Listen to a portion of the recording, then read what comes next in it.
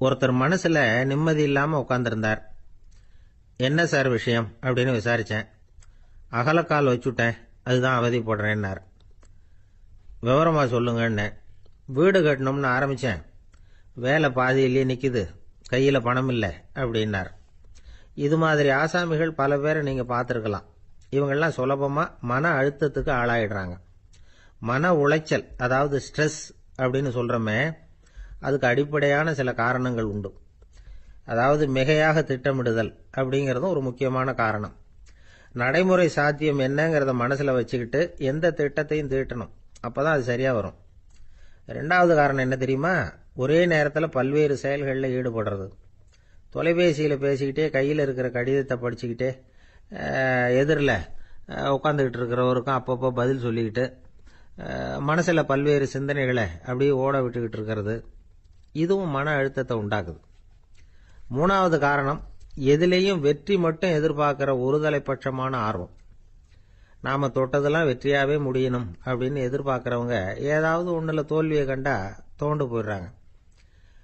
எப்படியும் முடியலாம்ங்கிற எண்ணம் ஏற்கனவே நமக்குள்ள இருந்துட்டுதுன்னா அந்த அவஸ்தை வராது.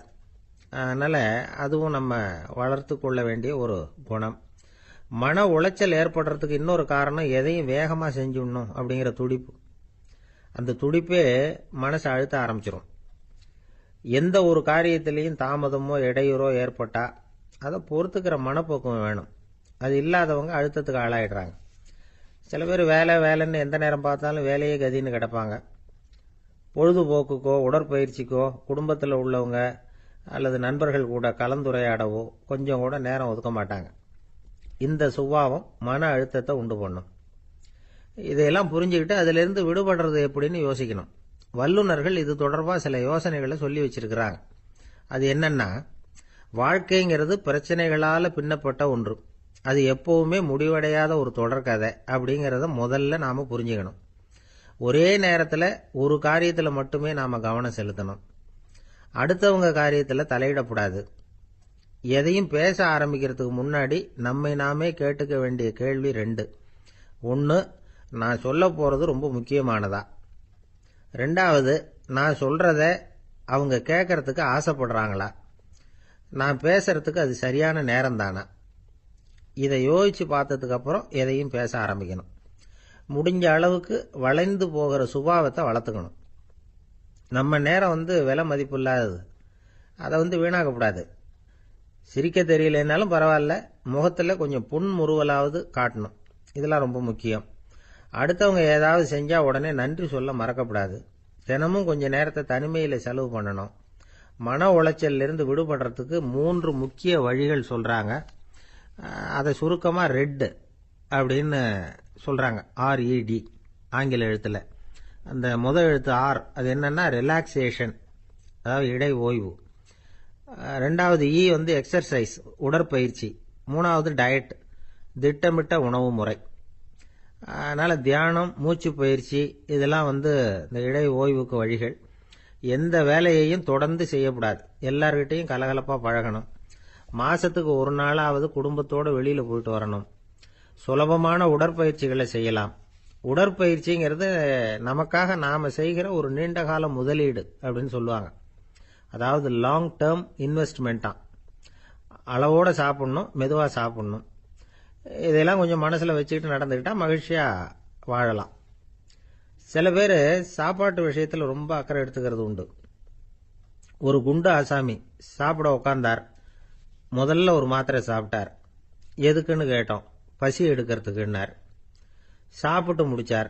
பிறகு மறுபடியும் ஒரு மாத்திரை சாப்பிட்டார். இது எதுக்குன்னு கேட்டோம். சாப்பிட்டது ஜீரணமாகறதுக்கு அப்படின்னார். இந்த உலகத்துல எல்லாருக்கும் மகிழ்ச்சி தரக்கூடிய ஒரு பொருள் எது? இது ஒரு முக்கியமான கேள்வி. இந்த கேள்விக்கு பொருத்தமான ஒரு பதிலை உங்களால சொல்ல முடியுமா? அதாவது கொஞ்சம் யோசிச்சு பார்த்தா பணம்னு சொல்லலாமா? இப்போ கையில் காசு இல்லாதவங்ககிட்ட ஒரு 10 ரூபாயை கொடுத்தா அது அவனுக்கு சந்தோஷத்தை கொடுக்கும். ஏற்கனவே வருமான வரி பிரச்சனையில் சிக்கி இருக்கிறவர்கிட்ட இன்னும் கொஞ்சம் பணம் இந்தாங்கன்னு சொல்லி கொடுத்தோம்னா அது அவருக்கு சங்கடத்தை தான் கொடுக்கும். அதனால அந்த கேள்விக்கு பணம்ங்கிறது பொருத்தமான பதிலாக இருக்க முடியாது. கேள்வி என்னன்னா, இந்த உலகத்தில் எல்லாருக்கும் மகிழ்ச்சி தரக்கூடிய ஒரு பொருள் எது? சரி, இனிப்புன்னு சொல்லலாமா? ஏன்னா எல்லாருக்கும் இனிக்க தானே செய்யும். அதுலேயும் ஒரு சிக்கல் இருக்கு. சர்க்கரை வியாதிக்காரங்களுக்கு அது என்ன சந்தோஷத்தையா கொடுக்கும்? ஆக எல்லாருக்கும் வேறுபாடு எதுவும் இல்லாமல் மகிழ்ச்சியை கொடுக்கக்கூடியது வேற ஏதோ ஒன்று இருக்கு. அது என்னன்னு கண்டுபிடிக்கணும். அதுதான் இன்னைக்கு தகவல். இப்போ அதை கண்டுபிடிக்கணும்னா இந்த கதையை கேட்கணும். அது என்ன கதைன்னா, ஒரு ஊரில் ஒரு ராஜா இருந்தார். அவருக்கும் இதே சந்தேகம் வந்துட்டுது. அதாவது எல்லாருக்கும் இன்பம் தரக்கூடிய பொருள் எது அப்படின்னு. இதுக்கு பதில் தெரிஞ்சுக்கிறதுக்கு ஆசைப்பட்டார். சரி, அதுக்கு என்ன செய்யலாம்னு யோசனை பண்ணார். நாட்டு மக்களுக்கு பகிரங்கமாக ஒரு அறிவிப்பு கொடுத்தார். நம்ம நாட்டு மக்கள் இன்பம் தரக்கூடிய பொருள் எதுன்னு நினைக்கிறாங்களோ அதை கொண்டுகிட்டு வந்து அரண்மனையில் உள்ள கண்காட்சி மண்டபத்தில் வைக்கலாம். அப்படி அவங்க வைக்கிற பொருள்களில் எது எல்லாருக்கும் இன்பம் தரக்கூடியதாக இருக்குமோ அதை வச்சவருக்கு 1000 பொற்காசுகள் பரிசு அப்படின்னு அறிவிப்பு கொடுத்துட்டார். ஜனங்கள் இந்த அறிவிப்பை கேட்டாங்க. அதுக்கப்புறம் சும்மா இருப்பாங்களா? 1000 பொற்காசுன்னா சும்மாவா? அவங்க கையில் என்னென்ன கிடைச்சதோ அதையெல்லாம் கொண்டாந்து அரண்மனை காட்சி மண்டபத்தில் வச்சுட்டாங்க. அதுக்கப்புறமா ராஜா அங்கே வந்தார். ஒவ்வொன்றா பார்த்துக்கிட்டே வந்தார். முதல்ல ஒரு குயில் இருந்தது, இனிமையாக பாடக்கூடிய குயில். இந்த குயிலோட இன்னிசை எல்லாருக்கும் இன்பம் தரக்கூடியது தான். இருந்தாலும் காது கேட்காதவங்களுக்கு இந்த இசை எப்படி இன்பம் தர முடியும்? அதனால் இது சரியில்லைன்னு விட்டார். அடுத்தபடியாக போனார். அங்கே என்ன வச்சுருக்கிறாங்கன்னு பார்த்தார். பார்த்தா ஒரு அழகான மயில் அங்கே தோகை விரித்து ஆடிக்கிட்டு இருக்குது. இந்த மயிலோட ஆட்டம் மனசுக்கு இன்பம் தரக்கூடியது தான்.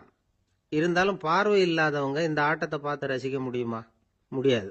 அதனால் இதுவும் சரியில்லை அப்படின்னு சொல்லிவிட்டார். அதுக்கு அடுத்தபடியாக போனார். பல வகையான இனிப்பு பண்டங்களை வச்சுருந்தாங்க. பார்த்தார், வயசானவங்களுக்கும் நோயாளிகளுக்கும் இது இன்பம் தராது, துன்பம் தான் கொடுக்கும் அப்படின்னார்.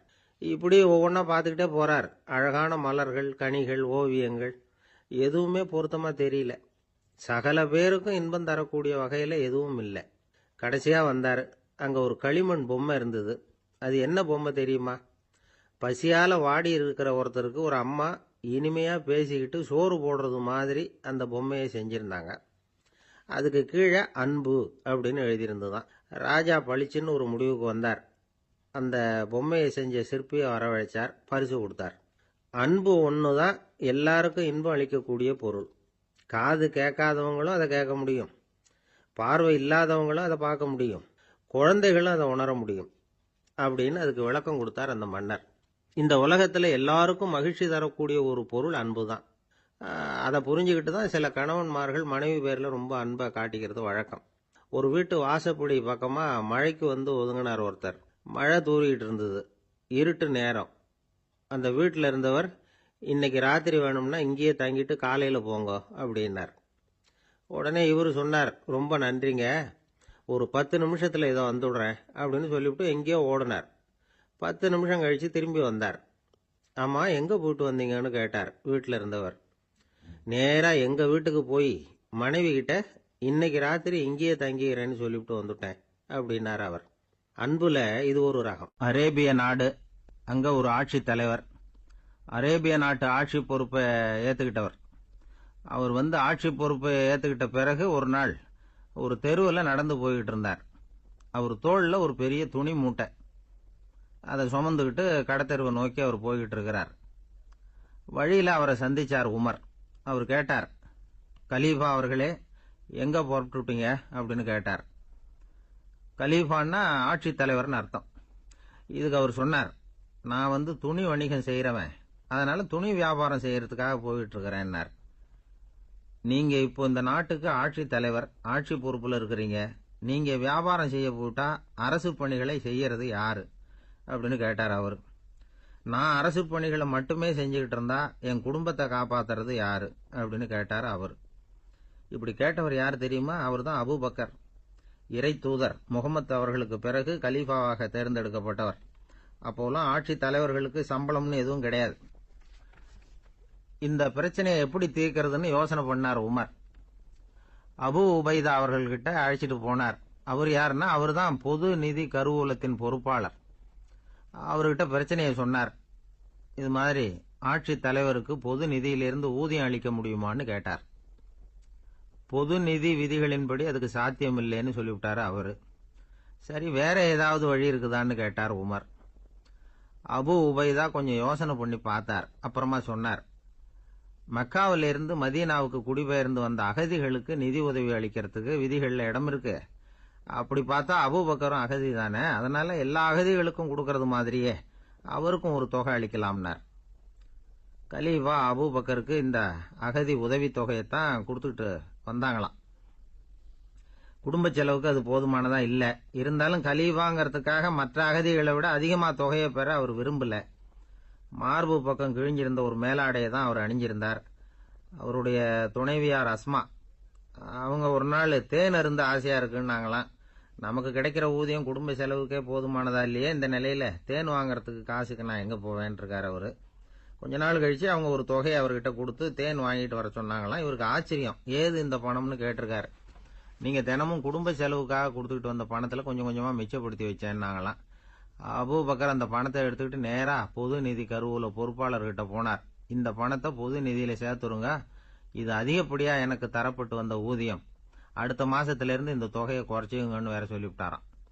பசியை தணிக்க தேவையான அளவு உணவு, ஒரு ஜோடி உடை, இதை தவிர கூடுதலா மக்கள் பொது நிதியிலிருந்து வாங்கிக்கிறதுக்கு என் குடும்பத்தாருக்கு உரிமை இல்லை அப்படின்னு சொல்லி கண்டிப்பா சொல்லிவிட்டாராம். அவர் வாங்கிட்டு வந்த இந்த குறைந்த ஊதியம் கூட அவர் மனசை உறுத்திக்கிட்டே இருந்தது.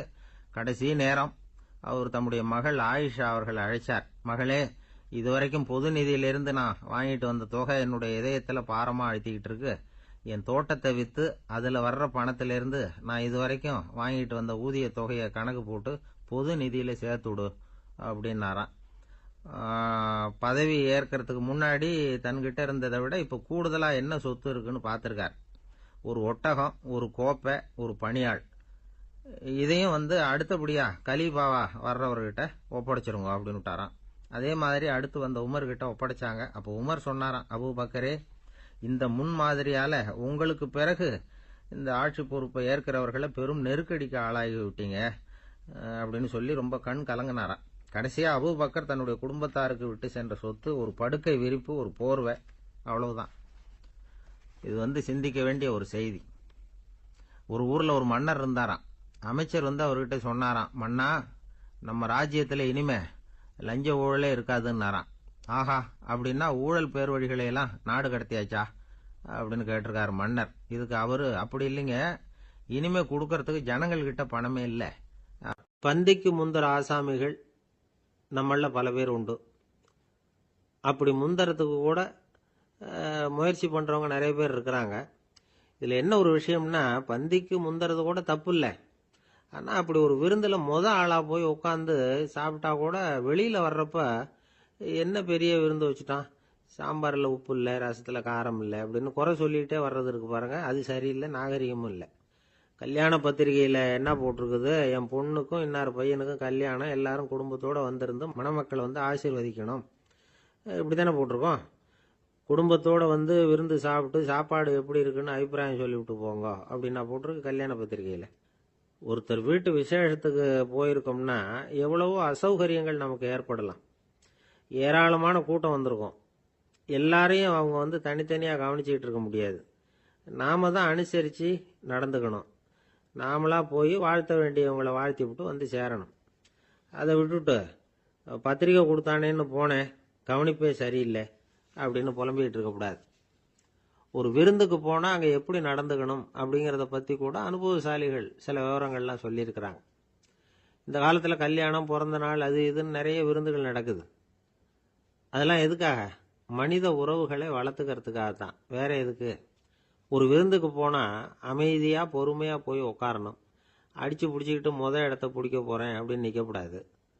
முதல் பந்தி நடந்துகிட்டு இருந்தா அது முடிஞ்சு இலை எடுத்து சுத்தம் பண்ணதுக்கு அப்புறம் போய் உட்கார்றது தான் நாகரீகம். இலை எடுக்கிறதுக்கு முன்னாடியே அங்க போய் உட்காந்தா நல்லா இருக்காது. நீங்க சாப்பிட்டுட்டு உட்காந்துருக்கீங்களா, சாப்பிட்றதுக்கு உட்காந்துருக்கீங்களா, பாக்குறவங்களுக்கு சந்தேகம் வந்துடும். அதே மாதிரி இலையில எல்லா ஐட்டமும் பரிமாறினதுக்கு அப்புறம் சாப்பிட ஆரம்பிக்கணும். ஒவ்வொரு ஐட்டமா வைக்க வைக்க நாம பாட்டுக்கு எடுத்து உள்ள தள்ளிட்டே இருந்தோம்னா எதை வச்சோம் எதை வைக்கலன்னு பரிமாறினவரே குழம்பி போயிடுவார். ஏன்னா எப்ப பார்த்தாலும் இலை காலியாவே இருக்கும். சாப்பிட்றப்போ உங்க சாப்பாட்டையே நீங்க கவனிக்கணும். அடுத்தவங்க இலையில என்ன இருக்கு, பக்கத்துல இருக்கிறவர் எதை அதிகமா சாப்பிட்றார், இதெல்லாம் நமக்கு என்னத்துக்கு? எல்லாரும் சாப்பிட்டு முடிக்கிற வரைக்கும் பொறுமையா இருக்கிறது தான் நல்லது. நீங்கள் மட்டும் திடீர்னு பாதியில் எழுந்திரிச்சு பக்கத்தில் இருக்கிறவங்களுக்கு சங்கடமா இருக்குமேங்கிறதெல்லாம் யோசிக்காமல் நீங்கள் பாட்டு எழுந்திரிச்சு போகக்கூடாது. பக்கத்தில் உள்ளவங்க உங்களை எழுந்திரிக்க சொன்னால் எழுந்திரிச்சு போகலாம். விருந்துகளில் சாப்பாட்டை வீணாக்கிறதே ஒரு நாகரிகமாக போட்டுது இந்த காலத்தில். சாப்பாட்டுக்கே கஷ்டப்பட்டுக்கிட்டு பல பேர் இந்த உலகத்தில் இருக்கிறப்போ சாப்பாட்டை வீணாக்கிறது எவ்வளோ பெரிய மோசங்கிறத நினச்சி பார்க்கணும். வேணுங்கிற அளவுக்கு கேட்டு வாங்கி சாப்பிட்றது தான் முறை.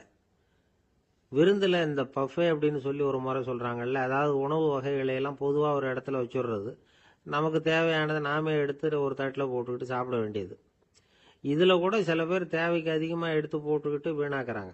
சில சமயம் கடைசியாக சாப்பிட போகிறவங்களுக்கு எல்லா ஐட்டமும் கிடைக்காம போகலாம். அதை போய் பெருசு பண்ணிகிட்டு இருக்கக்கூடாது. என்ன சார் இந்த அளவுக்கு கூடவா நாகரிகம் தெரியாமல் இருக்கிறோம், இதை போய் பெருசாக சொல்ல வந்துட்டீங்களே அப்படின்னு நினைக்கலாம். ஒருத்தர் 2 பேருக்கு இந்த விவரம் தேவைப்படலாம். அவங்க காதலையும் இது விழட்டுமேங்கிறதுக்காக தான் இது. ஒரு பெரிய கல்யாண விருந்து நடந்துக்கிட்டு இருந்தது.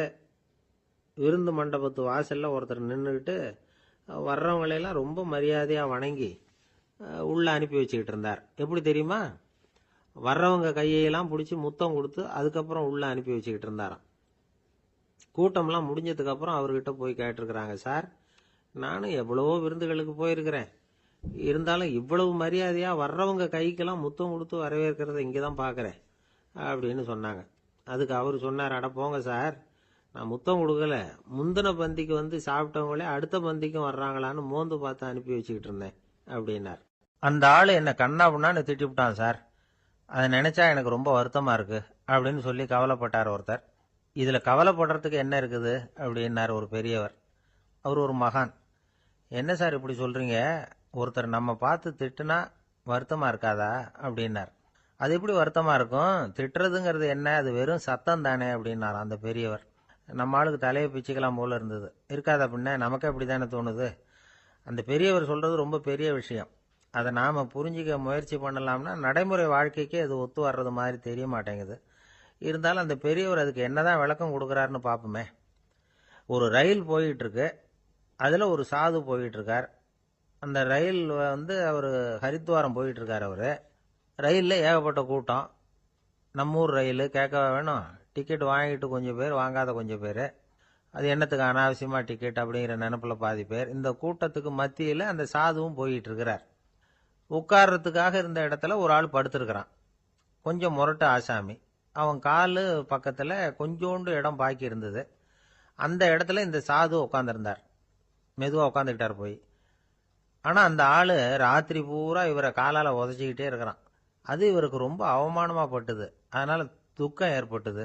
இருந்தாலும் அதை ஒரு மாதிரியாக சகிச்சுக்கிட்டே இவர் சேர்ந்தார். பொழுது விடிஞ்சது. அந்த சாது ஹரித்வார் சேர்ந்தார். அங்கே ஒரு பெரிய ஞானியை சந்தித்தார். ராத்திரி ரயிலில் அந்த ஆள் உதைச்சதையும் அதனால் தனக்கு ஏற்பட்ட துக்கத்தையும் இந்த சாது அந்த ஞானிகிட்ட சொன்னார். சொல்லிவிட்டு, ஏன் சுவாமி, எனக்கு துக்கம் ஏற்பட்டதே அது தப்பா அப்படின்னு கேட்டார். தவறுதான்னார் அந்த ஞானி. உனக்கு இன்னமும் தேக அபிமானம் போகலைங்கிறது தான் அது காட்டுது. அஷ்டாவக்கிரர் என்ன சொல்றார் தெரியுமா? உண்மையான ஞானி யாராவது தன்னை வந்தனை செய்தால் அதற்காக சந்தோஷப்பட மாட்டார், யாராவது நிந்தனை செய்தால் அதற்காக வருத்தப்பட மாட்டார் அப்படின்னு சொல்றார். நிந்தனைங்கிறது ஒரு ஒலி தான். தேகாபிமானம் இருக்கிற வரைக்கும் இந்த ஒலி நம்மளை வேதனைப்படுத்தும். நான் தேகம் இல்லை, ஆத்மா அப்படிங்கிற நினைவு இருந்தா இந்த ஒலி நம்மளை பாதிக்காது. மனு என்ன சொல்றார் தெரியுமா? ஒரு சாதகன் பாராட்டுதலை விஷம்னு நினைச்சு பயப்படணும், அவமானத்தை அமிர்தம்னு நினைச்சு சந்தோஷப்படணுங்கிறார். அவமானப்பட்டா கவலைப்படாமல் எப்படி இருக்க முடியும் அப்படின்னு தான் நமக்கு தோணும். அதனால தான் நம்மளில் யாரும் இதுக்கு உதாரணமாக யாரையும் காட்ட முடியல. புத்தரையும் கபீரையும் உதாரணமாக காட்டுறாங்க. அவங்களுக்கெல்லாம் அவமானம் ஏற்பட்டப்போ கவலையே படலையாம்.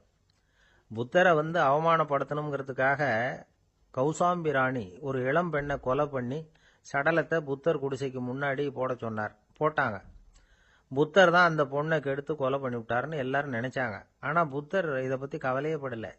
அப்புறமா உண்மை தெரிஞ்சதும் புத்தர் புகழ் இன்னும் அதிகமாயிட்டுது. ஒரு பெரிய சபையில் ஒரு மோசமான பொண்ணு நுழைஞ்சி தனக்கும் கபீருக்கும் சம்பந்தம் உண்டுன்னு சொன்னா. கபீர் கவலைப்படலை. அவங்க மாதிரியெல்லாம் நாமளும் இருக்க கற்றுக்கணும். நிந்தனை, அபகீர்த்தி, அவமானம் எல்லாம் ஆண்டவன் கொடுக்குற பிரசாதம்னு நினைக்கணும் அப்படின்னு சொல்றார் அந்த ஞானி. இதை கேட்ட இந்த காலத்து ஆசாமி ஒருத்தர், நான் கூட அப்படிதான் சார், யாராவது அவமானப்படுத்தினா கவலைப்பட மாட்டேன். நேற்று கூட ஒருத்தர் என்ன பலார்னு அரைஞ்சுட்டார். நான் கொஞ்சம் கூட கவலைப்படலை, பேசாமல் வந்துட்டேன்னார். ஏன் அப்படி வந்துட்டீங்க அப்படின்னு. அவர் அரைஞ்சதுலேயும் ஒரு அர்த்தம் இருந்தது, அதனால தான் அப்படி வந்துட்டேன்னார். ஏன் அரைஞ்சாருன்னு கேட்டேன். 10 வருஷத்துக்கு முன்னாடி 15 ரூபா அவர்கிட்ட கடன் வாங்கினேன். அதை கேட்டு கேட்டு பார்த்துட்டு கடைசியாக தான் அரைஞ்சார் அப்படின்னார். ஆண்டவனுடைய பிரசாதம் இவருக்கு அடிக்கடி கிடைக்கும் போல இருக்கு. ஒரு ஆஃபீஸில் வேலை பார்க்குற ஒருத்தர் ஏதோ தப்பு பண்ணிவிட்டார். உடனே மேல் அதிகாரி அவரை கூப்பிட்டு அனுப்புனார். நீ செஞ்சது தப்புன்னார் கோபமா. இது ஒரு ரகம். சில அதிகாரிகள் இப்படி நீங்கள் செஞ்சது தப்புன்னு சொல்கிறதில்ல, நீங்கள் செஞ்சது சரி அப்படின்னு சொல்கிறதில்ல. எப்படி சொல்லுவாங்கன்னா, நீங்கள் செஞ்சது சரியில்லைன்னு நான் நினைக்கிறேன் அப்படின்னு சொல்லுவாங்களாம். அதாவது சில பேர் நீங்கள் செஞ்சது தப்புங்கிறாங்க, அதையே மாற்றி சொல்கிறார் இவர், நீங்கள் செஞ்சது சரியில்லைன்னு நினைக்கிறேன். இது ரெண்டும் அர்த்தம் ஒன்று தான், இருந்தாலும் வார்த்தைகள் வித்தியாசம். நிர்வாக திறமை இல்லாத ஒரு அதிகாரி யூ ஆர் ராங் அப்படின்னு சொல்லுவாராம். நிர்வாக திறமை உள்ள அதிகாரியாக இருந்தால் அதையே கொஞ்சம் மாற்றி I think you are not correct அப்படிம்பாராம். இதுதான் வித்தியாசம். இருந்தாலும் வார்த்தைகளை உபயோகப்படுத்துகிற விதத்தை வச்சு தான் வேலை நல்லா நடக்கிறதும் நடக்காததும் இருக்கு. விவரம் தெரிஞ்சவங்க என்ன சொல்கிறாங்க தெரியுமா? Be a leader not a boss அப்படிங்கிறாங்க. ஒரு லீடராக பாஸாக இருக்காதே அப்படிங்கிறாங்க. சரி, அப்படின்னா லீடருக்கும் பாஸுக்கும் வித்தியாசம் உண்டா அப்படின்னு கேட்டால் இருக்குன்னு சொல்கிறாங்க. லீடருங்கிறவர் வேற, பாஸுங்கிறவர் வேற. ஒரு லீடர் எப்படி நடந்துக்குவார், ஒரு பாஸ் எப்படி நடந்துக்குவார், இதை முதல்ல நாம் தெரிஞ்சுக்கணும். அவங்க எப்படி நடந்துக்குவாங்க அப்படிங்கிறதுக்கு சில விவரங்கள் இருக்கு. அதை கேட்டோம்னா நாம் புரிஞ்சுக்கலாம் அதை. அதாவது பாஸுங்கிறவர் விரட்டிக்கிட்டே இருப்பார், லீடருங்கிறவர் ஊக்கப்படுத்திக்கிட்டே இருப்பார். நாளைக்கு சாயந்தரத்துக்குள்ள அந்த வேலையை செஞ்சு முடிக்கலைன்னா தொலைச்சி விடுவோம் தொலைச்சி அப்படிம்பார் அவர். இவர் எப்படி சொல்லுவார்னா, இது வரைக்கும் நீங்கள் செஞ்சிருக்கிற வேலை ரொம்ப அற்புதம் அப்படிம்பார். பாஸுங்கிறவர் அதிகாரத்தை நம்பி செயல்படுறவர், லீடருங்கிறவர் நல்லெண்ணத்தை நம்பி செயல்படுறவர்.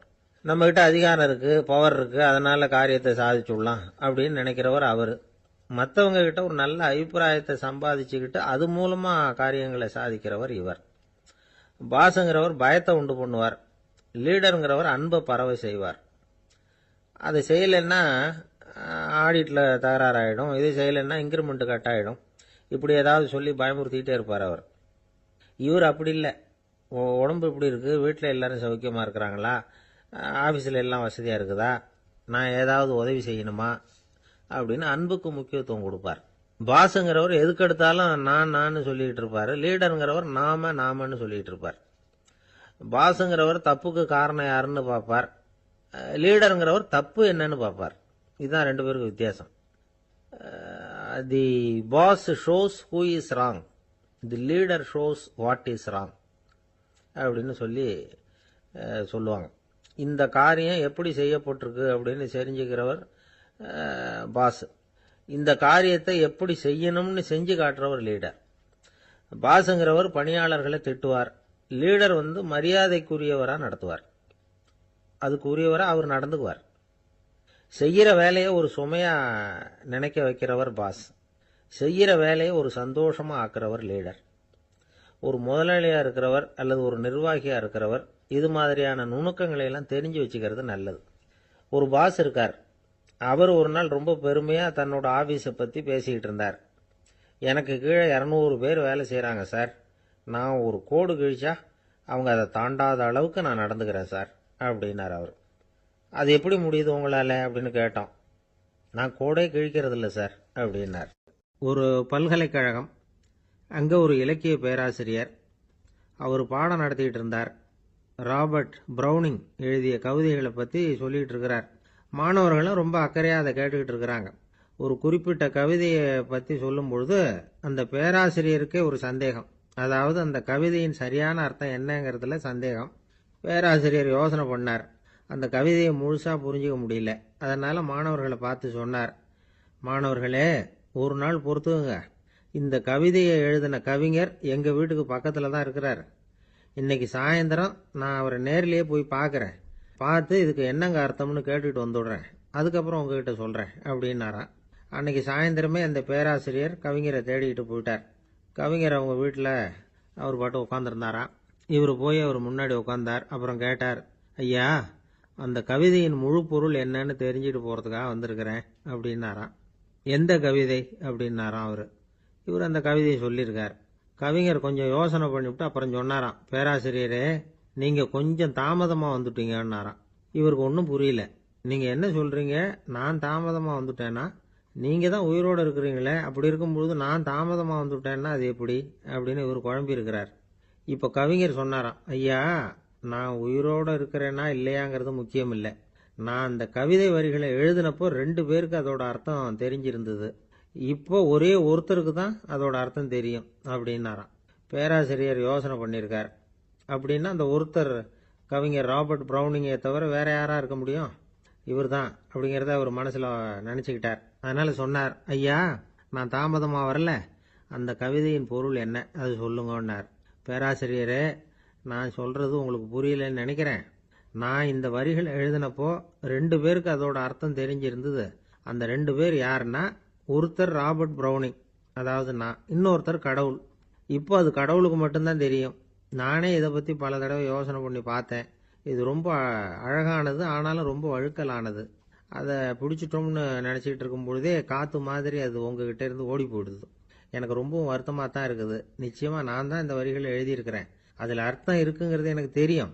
அதை நான் உணர்றேன். ஆனால் நீங்கள் என்னை மன்னிக்கணும். எனக்கே கூட அதை என்னால் விளக்க முடியல. அப்படி இருக்கும் பொழுது உங்களுக்கு எப்படி அதை நான் விளக்க முடியும் அப்படின்னாரா அந்த கவிஞர். அனுபவிக்கப்படக்கூடிய எல்லாமே விளக்கப்படக்கூடிய ஒன்றல்ல, விளக்கப்படும் எல்லாமே அனுபவிக்கப்படக்கூடிய ஒன்றல்ல அப்படிங்கிறது ஞானிகளுடைய கருத்து. அதுக்காக தான் அந்த சம்பவம். வாழ்க்கையில் நீங்கள் தொடர்ந்து ஆய்வு செய்து கொண்டே இருக்கக்கூடிய விளக்கங்களை ஒருபோதும் அடைய முடியாத பரிமாணங்கள் இருக்கிறதுனால தான் அது அலுப்பு தட்டாமல் இருக்குது.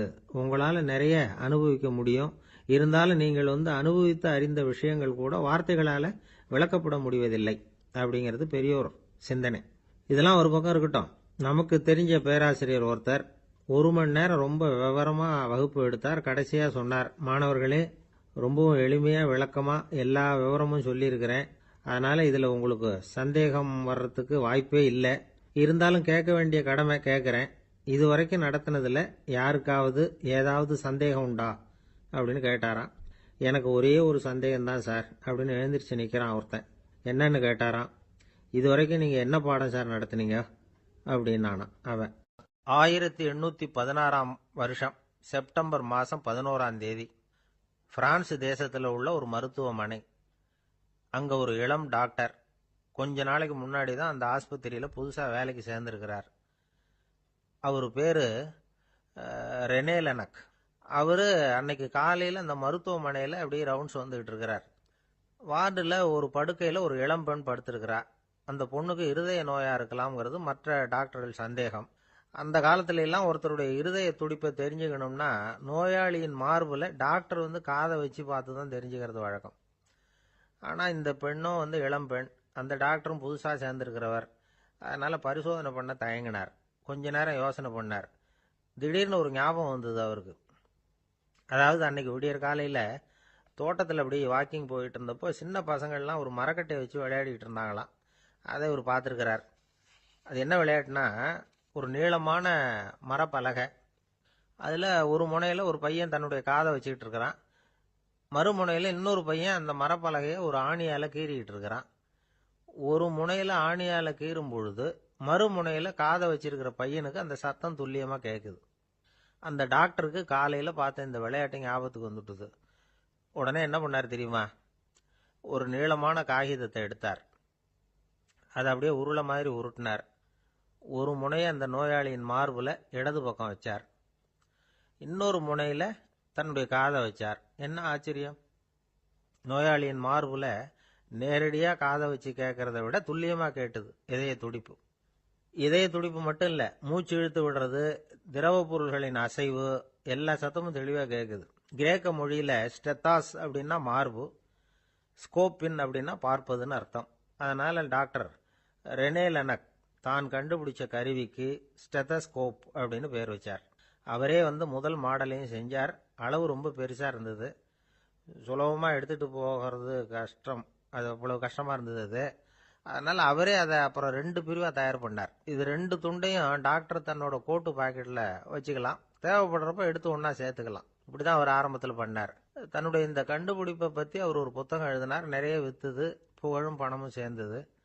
பணமும் புகழும் வந்து சேர்ந்தது மாதிரியே அவருக்கு ஒரு நோயும் வந்து சேர்ந்தது. அது என்ன நோயின்னு கண்டுபிடிக்கிறதுக்கும் அவர் கண்டுபிடிச்ச கருவி தான் உபயோகப்பட்டுதான். அவரே அதை கண்டுபிடிச்சார். அவருக்கு வந்திருந்தது காச நோய். 1826ஆம் வருஷம் ஆகஸ்ட் மாதம் 13ஆம் தேதி உலகத்தின் முதல் ஸ்டெதஸ்கோப்பை கண்டுபிடிச்ச டாக்டர் ரெனே லெனக் காலமானார். அவர் சாகிறதுக்கு முன்னாடி மரத்தால் செஞ்சு வச்சிருந்த ஸ்டெதஸ்கோப்பை தனக்கு வேண்டியப்பட்ட ஒரு டாக்டர்கிட்ட கொடுத்து, என்னுடைய சொத்துக்கள்லேயே ரொம்ப வசந்தது அப்படின்னு சொன்னாராம். அதுக்கப்புறம் 3 வெள்ளைக்காரங்க சேர்ந்து இந்த கருவியில் சில மாற்றங்களை பண்ணாங்க. ஆனால் 1829 லண்டனில் டாக்டர் நிக்கோலஸுங்கிறவர் ஒரு காதால் இதய துடிப்பை கேட்கறத விட டாக்டர் 2 காதாலையும் கேட்கறது தான் சரியா இருக்கும் அப்படின்னு ஒரு கருத்தை வெளியிட்டார். அதுக்கப்புறம் ரொம்ப காலம் கழிச்சு 1852 ஜார்ஜ் காமான் அப்படிங்கிறவர் ரப்பர் டியூபுகளை உபயோகப்படுத்தி 2 காதாலையும் கேட்குற மாதிரி ஒரு புதிய வடிவத்தை அதுக்கு கொடுத்தார். அதுக்கு பிறகு அது படிப்படியாக எவ்வளவோ மாற்றங்கள் இருந்தாலும் ஆரம்பத்தில் டாக்டர் ரெனே லெனக் உருவாக்கின அடிப்படை மாடலை யாரும் மாற்றி அமைக்கலைங்கிறது தான் முக்கியமான விஷயம். நமக்கு தெரிஞ்ச ஒரு ஆஸ்பத்திரி, அதில் ஒரு நோயாளி, காலை நேரத்தில் நர்ஸு அந்த பக்கமாக போயிட்டு இருந்தாங்க. அதை பார்த்துட்டு ஒரு நர்ஸுன்னு கத்துறார். நர்ஸு அவசரமாக ஓடி வந்து என்ன விஷயம்னு கேட்டாங்க. சிஸ்டர், இங்கே பாருங்க, உங்கள் டாக்டரை என் நெஞ்சில் அவர் காதை வச்சு கேட்டுக்கிட்டு இருக்கிறார் அப்படின்னார் நோயாளி. சிஸ்டர் பதட்டப்படாம, அதனால என்ன, இந்த டாக்டர் பழமையான விஷயங்களில் ரொம்ப நம்பிக்கை உள்ளவர், அதனால ஸ்டெதாஸ்கோப்பை உபயோகப்படுத்தாம காதை வச்சு கேட்குறார், அது ஒன்றும் தப்பு இல்லை அப்படின்னாங்களாம். ஐயோ, அதுக்காக இல்லை சிஸ்டர், இவர் என் நெஞ்சு மேலே தலையை வச்சது நேற்று ராத்திரி 9 மணி, இப்போ விடிஞ்சு போச்சு, இன்னமும் தலையை எடுக்கவே இல்லை, அதுக்காக தான் சந்தேகப்பட்டு உங்களை கூப்பிடுறேன் அப்படி. என்ன சார், உங்கள் பையன் என்ன செஞ்சுக்கிட்டு இருக்கிறான் இப்போ அப்படின்னு கேட்டார் ஒருத்தர். அடிக்கடி கண்ணாடி முன்னாடி நின்று அழகு பார்த்துக்கிட்டு இருக்கிறான் சார் அப்படின்னாரு அப்பா. இளம் பருவம் இப்படி தான் இருக்கும், அதையெல்லாம் சாதாரணமாக நினச்சிடாதீங்க அப்படின்னாரு அவர். என்ன சார் சொல்கிறீங்க, கண்ணாடி முன்னாடி நின்றுக்கிட்டு நேரத்தை வீணாக்கிக்கிட்டு இருக்கான், அதை ஒரு பெரிய விஷயமா நான் நினைக்கணுமா அப்படின்னாரு இவர். இளம் பருவத்தில் இளைஞர்களுக்கும் சின்ன பொண்ணுங்களுக்கும் அடிக்கடி கண்ணாடியில் பார்க்கணும்னு தோணும். அது வெறுமனே அழகு பார்க்கறது மட்டும் இல்லை, அவங்க தங்களையே தேடி கண்டுபிடிக்கிற ஒரு முயற்சி அது. இது ஒரு மனோதத்துவ விளைவு. இது வரைக்கும் சின்ன பிள்ளையா இருந்துட்டோம், இனிமேல் நாமளும் மற்றவங்க மாதிரி மனிதர்கள் தான் அப்படிங்கிற உணர்வு அவங்களுக்கு வருது. தங்களோட முகம் எப்படி இருக்குது, அழகு எப்படி இருக்குது, உடம்பு நேரம் எப்படி இருக்குது, முடி எப்படி இருக்குது அப்படிங்கிறதையெல்லாம் கண்டுபிடிக்கிறாங்க. அதுக்கப்புறம் இன்னொரு ஆணோ பொண்ணோ தன்னை கவனிக்கணும் அப்படின்னு நினைக்கிறாங்க. இதெல்லாம் மனோதத்துவ உண்மைகள், இதெல்லாம் இயற்கை. இதை பார்த்துட்டு பெற்றவங்க பிள்ளைங்க கெட்டு போட்டாங்க அப்படின்னு நினைக்கக்கூடாது, அவங்கள திட்டிக்கிட்டே இருக்கக்கூடாது. இன்னைக்கு பல குடும்பங்களில் இதுதான் நடந்துகிட்டு இருக்குது. மனுஷ வாழ்க்கையிலேயே இப்படியும் இல்லாத அப்படியும் இல்லாத ஒரு பருவம் இளம் பருவம். 13லேருந்து 19 வயசுக்கு உட்பட்ட ஆண்கள் பெண்கள் இந்த வகையை சேர்ந்தவங்க, டீனேஜ் குரூப். இவங்கள சின்னவங்கன்னு நினச்சிட முடியாது, பெரியவங்கன்னு நினச்சிட முடியாது. இவங்க ரொம்ப சென்சிட்டிவ். சமூகம் நினைச்சா இவங்களை நல்லவங்களாகவும் ஆக்கலாம், கெட்டவங்களாகவும் ஆக்கலாம்.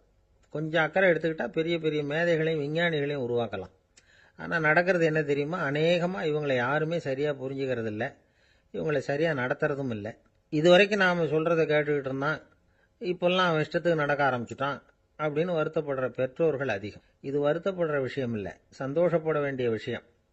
உங்கள் புள்ள சொந்தமாக யோசிக்க ஆரம்பிக்கிறதும் நடந்துக்க ஆரம்பிக்கிறதும் ஒரு தப்பான விஷயமா? அவன் கடைசி வரைக்கும் உங்கள் பேச்சையே கேட்டுக்கிட்டு இருக்கணுங்கிறது என்ன நியாயம்? இன்னைக்கு இளைஞர்களை பெரியவங்க தப்பாக புரிஞ்சுக்கிட்டு தவறாக நடத்துறதுனால தான் அவங்களுக்கு வெறுப்பு, எரிச்சல், மனக்கசப்பு எல்லாம் உண்டாகுது. பெற்றவங்க சரியாக மதிக்கிறது இல்லை அப்படிங்கிற ஒரே காரணத்தினாலேயே வீணா போகிற பிள்ளைங்க இன்னைக்கு அதிகம். சரி, பெற்றவங்களுக்கு இன்னைக்கு என்னதான் புத்தி சொல்ல வர்றீங்க அப்படின்னு கேட்குறீங்களா? நாம எதையும் சொல்ல வரல, ஆனால் அது சம்பந்தமான சில நிபுணர்கள் சொல்லியிருக்கிறத உங்க காதில் போட்டு வைக்கலாம். அது என்னன்னா, பிள்ளைங்க கிட்ட அன்பு செலுத்துங்க. குழந்தையா இருந்தப்போ எவ்வளவு பாசமா இருந்தீங்க, வளர வளர அதை ஏன் குறைச்சிக்கிறீங்க? பெற்றவங்களின் அன்பான வார்த்தைகளுக்கு ஏங்குறவங்க தான் இன்றைய இளைஞர்கள். அவங்க எதை சொன்னாலும் அதை அக்கறையாக காது கொடுத்து கேளுங்க, அலட்சியப்படுத்தாதீங்க. அவங்க விரும்புறது உங்ககிட்ட இருந்து ஒரு மதிப்பு, மரியாதை, அங்கீகாரம், இவ்வளவுதான். அவங்களாவே முடிவுகள் எடுக்கட்டும், அதுக்கு நீங்கள் உதவியா இருங்க, அது போதும். மற்றவங்க முன்னாடி முக்கியமாக அவங்க நண்பர்கள் முன்னாடி அவங்கள பற்றி மட்டமாக பேசாதீங்க. அவங்க கிட்ட பொய் சொல்லக்கூடாது. நீங்கள் சொன்னது பொய்ன்னு தெரிஞ்சு போச்சுன்னா உங்கள் பேரில் அவங்களுக்கு இருக்கிற மதிப்பு போயிடும், நம்பிக்கை போயிடும். அவங்களுக்கு முன்னாடி நீங்கள் சண்டை போடக்கூடாது. உங்கள் பிள்ளைய எப்பவும் இன்னொரு பிள்ளையோட ஒப்பிட்டு பேசுகிற வேலையே வேணாம். கூட பிறந்த மற்றவங்களோட கூட ஒப்பிடக்கூடாது. இப்படி செஞ்சால் அவன் உங்ககிட்டையும் பிரியமாக இருக்க மாட்டான், அவங்ககிட்டையும் பிரியமாக இருக்க மாட்டான். புள்ள எங்கே போகிறான், என்ன பண்ணுறான் அப்படின்னுலாம் துப்பறிஞ்சிக்கிட்டு இருக்கக்கூடாது. இளைஞர்கள் தனிமையை விரும்புகிறவங்க. அவங்கள பெட்டியில் வச்சு மூடி பாதுகாக்கணும்னு நினைக்கக்கூடாது. அவங்கள எப்படி பாதுகாக்கிறது அப்படிங்கிறது அவங்களுக்கே தெரியும். உங்கள் புள்ள எப்படி நடந்துக்கணும்னு நீங்கள் எதிர்பார்க்குறீங்களோ அது மாதிரி நீங்கள் நடந்து காட்டுங்க, அது போதும். ஒரு வீட்டில் அப்பாவும் அம்மாவும் பேசிக்கிட்டு இருக்கிறாங்க. என்னங்க நம்ம பொண்ணு பெரியவளாயிட்டா, அடிக்கடி கண்ணாடி முன்னாடி போய் நின்றுக்கிட்டு இருக்கிறா, சீக்கிரமா ஒரு பையனை பார்த்து கல்யாணத்தை முடிக்காம இப்படி மசன்னு கல்லு மாதிரி உட்காந்துருக்குறீங்களே அப்படின்னு சத்தம் போட்டாங்க. அந்த அம்மா, அவசரப்படாத, பார்க்கறதுக்கு கண்ணுக்கு அழகா லட்சணமா புத்திசாலியா ஒரு பையன் கிடைக்க வேணாமா, அதுதான் பார்த்துக்கிட்டு இருக்கிறேன் அப்படின்னாரு அப்பா. இதுக்கு அந்த அம்மா சொல்றாங்க, எங்க அப்பா இப்படியெல்லாம் நினைச்சுக்கிட்டு இருந்திருந்தா எனக்கு கல்யாணமே ஆயிருக்காது தெரியுமா அப்படின்னாங்களாம். ஒரு அரசனும் அமைச்சரும் ஒரு நாள் ரொம்ப சாவகாசமா பேசிக்கிட்டு இருந்தாங்களாம். அரசன் அமைச்சரை பார்த்து ஒரு கேள்வி கேட்டிருக்கார். ஏங்க அமைச்சரே, ஆசை இல்லாத ஒரு மனுஷனால இருக்க முடியுமா அப்படின்னு.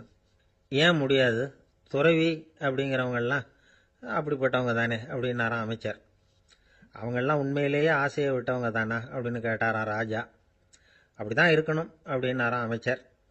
அப்படின்னா ஆசையே இல்லாத ஒரு உண்மையான துறவியை நான் பார்க்கணுமேன்னார். அது என்ன பிரமாதம், அதுக்கு நான் ஏற்பாடு பண்ணுறேன் அப்படின்னு விட்டார் இவர்.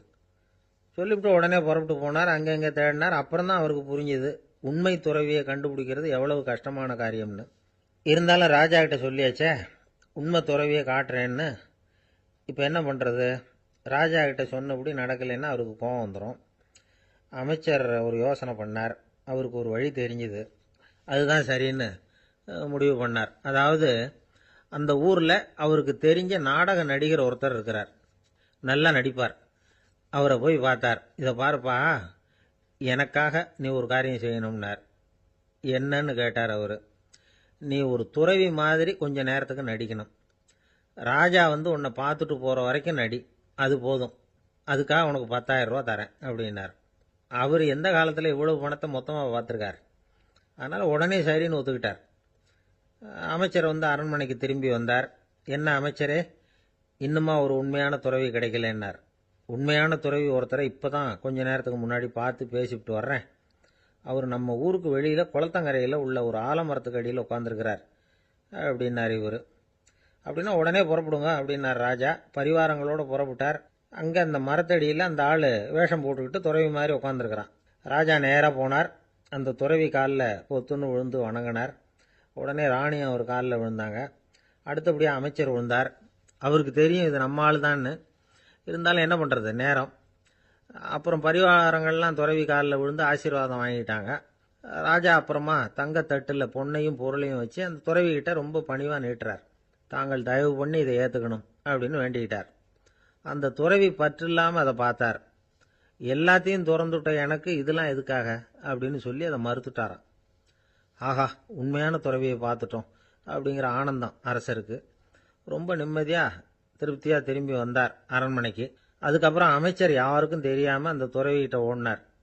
சொன்ன பிரகாரம் பணத்தை நீட்டினார். இந்தப்பா, நான் உங்ககிட்ட சொன்னபடி 10,000 ரூபா பணம் எடுத்துக்கோ அப்படின்னார். அந்த ஆள் ராஜா கிட்ட சொன்னது மாதிரியே எல்லாத்தையும் திறந்துவிட்ட எனக்கு இதெல்லாம் எதுக்காக வேணாம் அப்படின்னு விட்டாராம். நடித்த வரைக்கும் போதும்ப்பா, இனிமேல் இந்த நாடக வசனம்லாம் வேணாம், வேஷத்தை கலைச்சிரு, பணத்தை வாங்கிக்கோன்னார். இல்லைங்க, இது வேஷம் இல்லை, இது வசனமும் இல்லை, இது உண்மை. கொஞ்ச நேரம் துறவி மாதிரி நடித்ததுக்கே இந்த தேசத்து ராஜா, ராணி, அமைச்சர், பரிவாரங்கள் எல்லாம் என் காலில் விழுந்து வணங்குறாங்க. அப்படின்னா உண்மையான துறவியாக இருக்கிறது எவ்வளவு பெருமையான விஷயம். நான் உண்மையான துறவியாக ஆக போகிறேன், அப்படி முடிவும் பண்ணிட்டேன் அப்படின்னார் அந்த நடிகர். வேஷம் கூட எப்படிப்பட்ட விளைவுகளை உண்டு பண்ணுது பார்த்தீங்களா. நம்மால் ஒருத்தன் ரொம்ப வசதியாக தான் இருந்தான். ஒரு நாள் அவன் சொத்து பூரா திருட்டு போயிட்டுது. அதுக்கப்புறம் இவன் துறவி மாதிரி ஆயிட்டான். ஊர் ஊராக சுற்றினான். ஒரு குருநாதரை தேடி கண்டுபிடிச்சான். அவர்கிட்ட சீடனாக சேர்ந்துக்கிட்டான். அவனை பார்த்து ஒருத்தர் கேட்டார், நீ உண்மையான சீடன் தானான்னு. இல்லைங்க, சீடன் மாதிரி நடிச்சுக்கிட்டு இருக்கிறேன் அப்படின்னா. அது குரு துரோகம் இல்லையா அப்படின்னு கேட்டார் அவர். இல்லைங்க, நான் பண்ணது குரு துரோகம் இல்லை, என் குரு பண்ணது தான் துரோகம். என்னுடைய பணத்தை கொள்ளையடிச்சது இவர் தான். அதை எங்கே வச்சிருக்காருன்னு கண்டுபிடிக்கிறதுக்காக தான் இவர்கிட்ட வந்து சீடனா சேர்ந்துருக்கிறேன் அப்படின்னா. அம்மாக்காரங்களுக்கு அடிக்கடி ஏற்படுற கவலை ஒன்று உண்டு. அதாவது குழந்தை சரியாக சாப்பிட மாட்டேங்குதே அப்படிங்கிற கவலை. இவங்கெல்லாம் ஒரு விஷயத்த நல்லா புரிஞ்சுக்கணும். குழந்தைகள்ங்கிறவங்க பெரியவங்க மாதிரி இல்லை. அவங்க கடிகாரத்தில் மணியை பார்த்துட்டு சாப்பிட்றதுக்கு உட்கார்ற ரகம் கிடையாது. பசிச்சா சாப்பிடுவாங்க, இல்லைன்னா விளையாடுவாங்க அல்லது தூங்குவாங்க. அது புரியாமல் அவங்கள கட்டாயப்படுத்தி அல்லது மிரட்டி சாப்பிட வைக்கிறது ரொம்ப தப்பு. ஒரு 8 மாத குழந்தைக்கு 3 மணி நேரத்துக்கு ஒரு தடவை பசிக்கும். அந்த நேரம் பார்த்து சாப்பாடு கொடுத்தா அடம் பண்ணாமல் அது பாட்டுக்கு சாப்பிட்றோம். அதே குழந்தைக்கு 1 வயசு ஆகிறப்போ 4 மணி நேரத்துக்கு ஒரு தடவை பசிக்கும். இந்த வயசில் இயற்கையாகவே வந்து பசி வந்து குறைஞ்சிருக்கும். அது புரியாமல் என் குழந்தை முன்னாடி மாதிரி இப்போ சரியாக சாப்பிட மாட்டேங்கிறான் அப்படின்னு சில பேர் டாக்டர்கிட்ட போய் சொல்லிக்கிட்டு இருப்பாங்க. இன்னொரு விஷயம், ஒரு குழந்தைக்கு வயசு அதிகமாகிற வேகத்துக்கு உடம்பு எடையும் அதிகமாகிக்கிட்டே போகாது. உடம்பு எடை வந்து அதிகமாகிற வேகம் குறைஞ்சிக்கிட்டே வரும். 6 மாத குழந்தைக்கு ஒரு வாரத்தில் 150 கிராம் எடை கூடும். ஒரு வயசில் வாரத்துக்கு 71 கிராம் எடை கூடும். இது புரியாமல் அதிகமாக சாப்பாட்டை கொடுத்து குழந்தைய கஷ்டப்படுத்தக்கூடாது. ஏன்னா அளவுக்கு மீறின உணவு வந்து அஜீரணத்தை வந்து உண்டு பண்ணிவிடும். குழந்தைக்கு ஒரு தட்டில் கொஞ்சமாக ஆகாரத்தை வச்சு கொண்டுகிட்டு போய் கொடுக்கணும். மலை மாதிரி குவிச்சு வச்சா அதை பார்த்ததுமே பசி அடங்கி போயிடும். அடித்து மிரட்டி பயமுறுத்தி குழந்தைய சாப்பிட வைக்கிற பழக்கம் இருக்குது பாருங்க, அதுக்கு வந்து ஃபுட் ஃபோர்ஸிங் அப்படின்னு பேர். இப்படி பண்ணுனா குழந்தைக்கு சாப்பாட்டில் விருப்பம் குறைஞ்சிரும், அதை கண்டாவே வெறுக்க ஆரம்பிச்சிடும். அது மாதிரி உளம் சார்ந்த பசி குறைவு, சைக்கோஜெனிக் அனோரெக்சியா, அது ஏற்படுமா. சாப்பாடுங்கிறதே ஒரு தண்டனை மாதிரி தோணும். குழந்தைகளுக்கு பிடிச்ச மாதிரியான ஆகாரத்தை கொடுக்கணும். சத்து அதிகம் இருக்குங்கிறதுக்காக அதுக்கு பிடிக்காத ஆகாரத்தை கொடுத்து கட்டாயப்படுத்தக்கூடாது. குழந்தைகளுக்கு 2 வயசு ஆகிறப்போ இயற்கையாகவே வந்து எதிர்மறை குணம் உண்டாகும். அதாவது அந்த எதிர்மறையாக பேசுறது. இது மாதிரி சமயங்களில் நாம் என்ன சொல்கிறோமோ அதுக்கு நேர்மாறாக நடந்துக்கும். ஏட்டிக்கு போட்டி. சாப்பிட சொன்னால் விளையாட போவோம், விளையாட சொன்னால் சாப்பாடு கேட்கும். இதை புரிஞ்சுக்கிட்டு நடந்துக்கணும். குழந்தை சொன்ன பேச்சை கேட்கலேன்னு கோவப்படக்கூடாது. குழந்தை வளர வளர பிடிவாத குணம் வர்றது சகஜம். கேட்டதை வாங்கி கொடுத்தாதான் சாப்பிடுவேன் அப்படின்னு பிடிவாதம் பண்ணும். வாங்கி கொடுத்துடுறது தான் உத்தமம். நீங்களும் அதுகிட்ட பிடிவாதம் பண்ணிகிட்டு இருக்கக்கூடாது. ஏன்னா கேட்டது கிடைக்கலையேங்கிற ஏமாற்றம் கூட குழந்தையோட பசியை குறைச்சிரும். கேட்டது கிடைச்சுட்டா பசி அதிகமாகும், கொடுத்ததை மலமலன்னு சாப்பிட்றோம். குழந்தைகளுக்கு வந்து கண்ட நேரத்தில் சாப்பிட்றதுக்கு எதையாவது வாங்கி கொடுத்துக்கிட்டு இருந்தா சாப்பாட்டு நேரத்தில் சாப்பிடாம அடம் பண்ண ஆரம்பிச்சிடும். பள்ளிக்கூடம் போகிற பிள்ளைங்க காலை உணவை சரியாக சாப்பிட மாட்டாங்க. அச்சம், அவசரம், பரபரப்பு இதெல்லாம் தான் காரணம். பள்ளிக்கு புறப்படுறதுக்கு ஒரு 3/4 மணி நேரத்துக்கு முன்னாடியே சாப்பாடு போட்டுருங்க, அது சரியாக போடும். படிக்கிற குழந்தைகள் உடல் சோர்வு, மனச்சோர்வு இது காரணமாக கூட சாப்பிட மறுக்கிறது உண்டு. இப்போ உதாரணமாக சாயந்தரம் விளையாடி விட்டு வீட்டுக்கு வந்ததும் சாப்பிட சொன்னால் வேணாம்பாங்க. இது உடல் சோர்வு. ரொம்ப நேரம் வீட்டு பாடங்களை செஞ்சு முடித்த கையோடு சாப்பிட சொன்னாலும் அவங்களால சரியாக சாப்பிட முடியாது. இது உளச்சோர்வு, அதாவது மனச்சோர்வு. இதை தவிர குழந்தைகளுக்கு உடல் நலக்குறைவு ஏற்பட்டால் கூட சாப்பிட மறுக்கிறது உண்டு. சில மருந்து மாத்திரைகள் கூட பசியை குறைச்சிரும். அதனால் சரியாக தெரிஞ்சுக்கிட்டு குழந்தைகளை வந்து சாப்பிட வைக்கணும். அது புரியாமல் கையில் சாப்பாட்டு தட்டை வச்சுக்கிட்டு குழந்தைகளை வந்து விரட்டிக்கிட்டு அலையக்கூடாது. ஒரு சின்ன பையன் சொன்னான், எங்கள் அம்மா சாப்பாடு போடுறது தெரிஞ்சால் நான் உடனே வீட்டை விட்டு வெளியில் ஓடி போடுவேன் அப்படின்னா. ஏன் அப்படி பண்ணுறேன்னு கேட்டோம். எங்கள் அப்பா கூட அது மாதிரி தான் சார் பண்ணுவார் அப்படிங்கிறான். ஒரு ஆள் இருந்தான், நிறைய பணம் சம்பாதிச்சான், ஆனால் செலவு பண்ண மனசு வரல, கருமி. அவன் என்ன பண்ணான், சேர்த்த பணம் பூராவையும் ஒரு மரத்தடியில் புதைச்சி வச்சுருந்தான். வாரத்துக்கு ஒரு தடவை அந்த மரத்தடிக்கு வருவான், புதைச்ச இடத்த ஆவலோடு பார்த்துக்கிட்டு இருப்பான், அதுக்கப்புறம் போயிடுவான். அவ்வளவுதான். ஒரு நாள் ஒரு திருடன் வந்தான், இவன் புதைச்சி வச்சுருந்ததெல்லாம் எடுத்துகிட்டு போட்டான். இது தெரிஞ்சு போச்சு. அந்த கருமி புலம்ப ஆரம்பிச்சிட்டான். இவன் புலம்பலை கேட்டதும் அக்கம் பக்கத்தில் இருந்தவங்கெல்லாம் ஓடி வந்தாங்க. என்ன விஷயம்னு விசாரித்தாங்க. இவன் சொன்னான். ஒரு பெரியவர் கேட்டார், ஏப்பா வாரம் வந்து இந்த இடத்த பார்க்கறதாக சொன்னியே, எப்போவாவது இதில் இருக்கிற பணத்தை எடுத்து செலவு பண்ணியிருக்கியா அப்படின்னு கேட்டார். நான் அப்பப்போ வந்து அதை பார்க்கறது தான் வழக்கம், அதை தொட்டதே இல்லைன்னு அவன். சரி அப்படின்னா இப்போவும் நீ அதே மாதிரி வாரம் ஒரு தடவை வந்து இந்த இடத்த பார்த்துட்டு போகலாமே அப்படின்னாராம் அந்த பெரியவர். அதுவும் சரிதானே. எவ்வளவு காலமானாலும் அவன் அந்த பணத்தை எடுத்து செலவு பண்ண போறதில்ல. அப்படி இருக்கிறப்ப உள்ளே பணம் இருந்தாலும் ஒண்ணுதான், இல்லாம போனாலும் ஒண்ணுதான். இதுல இருந்து என்ன புரியுதுன்னா, ஒருத்தர்கிட்ட இருக்கிற பணத்தை கொண்டு அவர் பணக்காரரா ஏழையா அப்படின்னு முடிவு செய்யறது சரியில்லை. அந்த செல்வத்தை அனுபவிக்கிற திறன், பயன்படுத்துகிற திறன், அதை வச்சு தான் அவர் ஏழையா பணக்காரரா அப்படிங்கிறத நிர்ணயம் பண்ணணும். அதுதான் சரி. செலவு பண்ண தெரியாதவன் சேகரம் பண்ணிகிட்டே இருக்கிறதுனால என்ன பிரயோஜனம்? தலைமுடியே இல்லாதவன் தாராளமாக சீப்புகளை வாங்கி சேகரம் பண்ணுறது மாதிரி தானே இது. சில சமயம் செலவு பண்ண நாம தயாராக இருந்தால் கூட அந்த செல்வம் நமக்கு பயன்படுறதில்ல. அரேபியாவில் ஒரு நகை வியாபாரி விலை உயர்ந்த முத்துக்களை எல்லாம் அவர் வச்சு வியாபாரம் பண்ணிட்டு இருந்தார். அவர் ஒரு சமயம் ஒரு பாலைவனம் வழியா போயிட்டு இருக்கிறார் ஒட்டகத்தில். அப்போ திடீர்னு கடுமையான புயல் வீச ஆரம்பிச்சுட்டுது. திசை தவறி இவர் எங்கேயோ வந்துட்டார். கூட வந்தவங்களையும் காணல, எங்க போனாங்களோ தெரியல.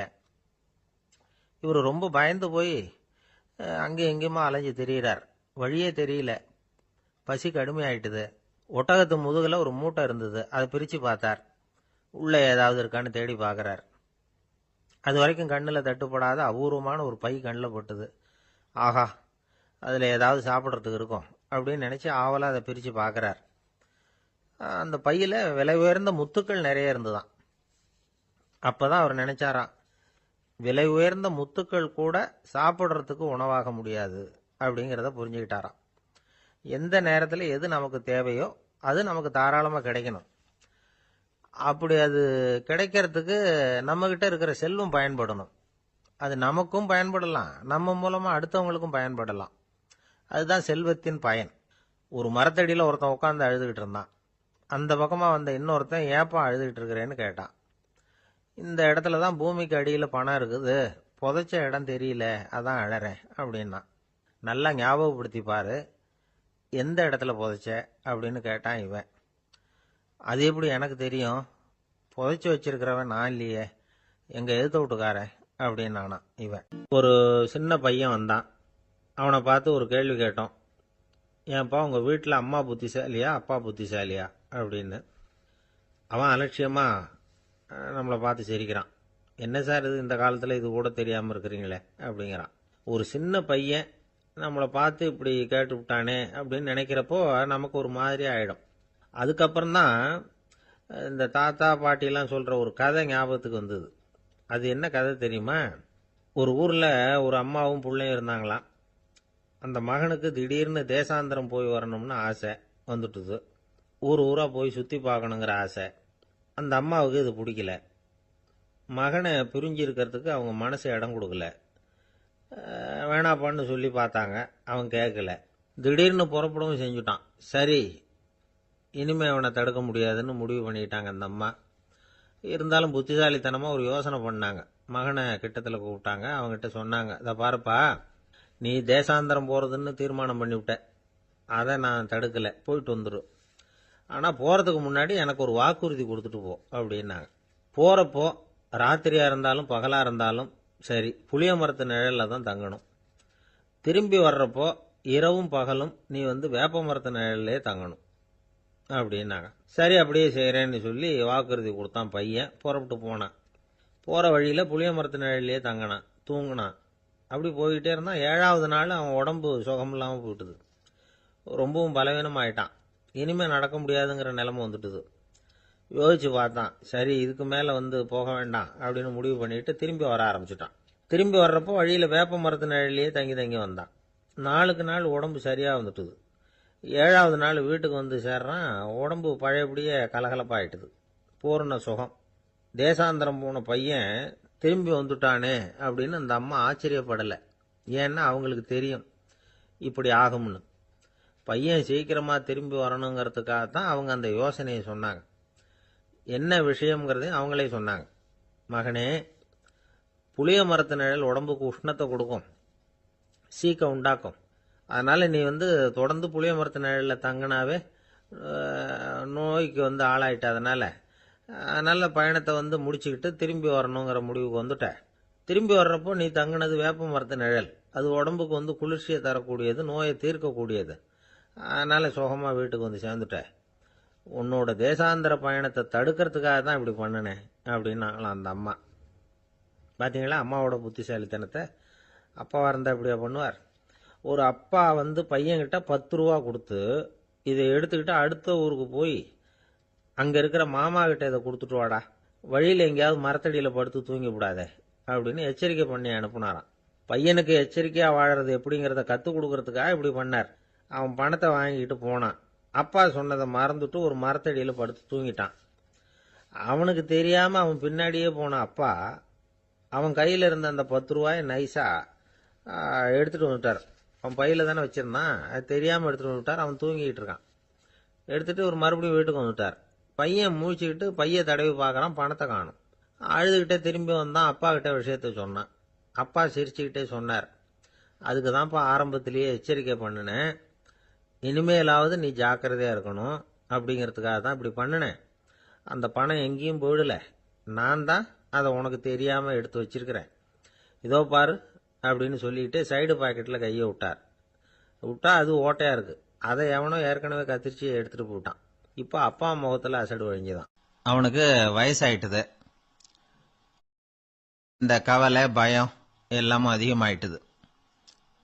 மரண பயம், ராத்திரியில் சரியாக தூங்க முடியல, இப்படி ஆயிட்டுது நிலைமை. அந்த அரசன் ஏற்கனவே எப்படின்னா போர்க்களங்களில் எத்தனையோ பேரை ஓட விரட்டி இருக்கிறான். இருந்தாலும் இப்போ அந்த துணிச்சல்லாம் எங்கேயோ போயிட்டுது.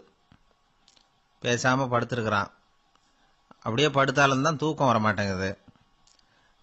என்ன பண்ணலாம்னு யோசிச்சான் இந்த மன்னன். உடனே எல்லா அமைச்சர்களையும் கூப்பிட்டான். எனக்கு நிம்மதி இல்லை, எதை நினைச்சாலும் பயமா இருக்கு, எனக்கு ஒரு ஆலோசனை சொல்லுங்க அப்படின்னா. என்ன ஆலோசனை வேணும் அப்படின்னு சொல்லி கேட்டாங்க. எனக்கு ஒரு நெருக்கடியான சந்தர்ப்பம் ஏற்பட்டு போச்சுன்னு வச்சுக்கோங்க. அந்த நேரத்தில் நீங்க யாருமே என் பக்கத்தில் இல்லை ஆலோசனை சொல்றதுக்கு அப்படின்னா, அந்த சமயத்தில் எனக்கு உபயோகப்படுற மாதிரி ஒரு வாசகம், பொன்மொழி ஏதாவது சொல்லுங்க. அதை நான் என்னுடைய வைர மோதிரத்துக்கு அடியில் பதிச்சு வச்சுக்கிறேன் அப்படின்னார். தேவைப்படுறப்ப உதவும் அப்படிங்கிறதுனால. அவர் போட்டிருந்த மோதிரமும் அதுக்கு தகுந்த மாதிரியே திறந்து மூடுறது மாதிரி அமைஞ்சிருந்தது. ஏதாவது வாசகம் எழுதுனா உள்ற வச்சுக்கலாம், அதுக்கான வசதி அதில் இருந்தது. அமைச்சர்கள்லாம் யோசனை பண்ணாங்க, இது மாதிரி ராஜா கேட்குறாரு, என்ன வாசகம் அதாவது பொன்மொழி சொல்லலாம் அப்படின்னு எல்லாரும் யோசனை பண்ணாங்க. ஒருத்தருக்குமே சரியாக தோணலை, ஒரே குழப்பமாக இருந்தது. ஏன்னா நெருக்கடியான சமயத்தில் உபயோகப்படுறது மாதிரி ஒரு பொன்மொழி வேணும்னு சொல்லியிருக்கிறார். அப்படி இப்படி யோசிச்சு பார்த்தா ஒன்றுமே தோணலை. எல்லாரும் குழம்பிக்கிட்டு இருந்த நேரத்தில் ஒரு பெரியவர் அந்த பக்கமாக வந்தார். அவர் சொன்னார், நான் வேணும்னா அதுக்கு பொருத்தமாக ஒரு வாக்கியம் சொல்கிறேன், ஆனால் ஒரு நிபந்தனை. அதை யாரும் ரொம்ப ஆர்வம் காரணமாக அவசரப்பட்டு படிச்சிடக்கூடாது. அதை ரகசியமாக அந்த மோதிரத்துக்குள்ளே எழுதி வச்சுக்கணும். எப்போவாவது இக்கட்டில் மாட்டிக்கிற சமயத்தில் மட்டும் வேற வழியே இல்லை அப்படிங்கிற நிலைமையில மட்டும்தான் அதை திறந்து பார்க்கணும். அப்படி நீங்கள் இருக்கிறதா இருந்தால் நான் அதை சொல்கிறேன் அப்படின்னார் அந்த பெரியவர். சரின்னு ஒத்துக்கிட்டாங்க எல்லாரும். அதே மாதிரி அவர் ஒரு வாக்கியத்தை சொன்னார். அவர் சொன்ன வாக்கியத்தை ரகசியமாக மோதிரத்துக்குள்ளே பதிச்சு மூடியாச்சு. ராஜா அதை விரல்ல மாட்டிக்கிட்டார். கொஞ்ச நாள் ஆச்சு. அந்த ராஜாவுக்கு ஒரு சோதனை வந்தது.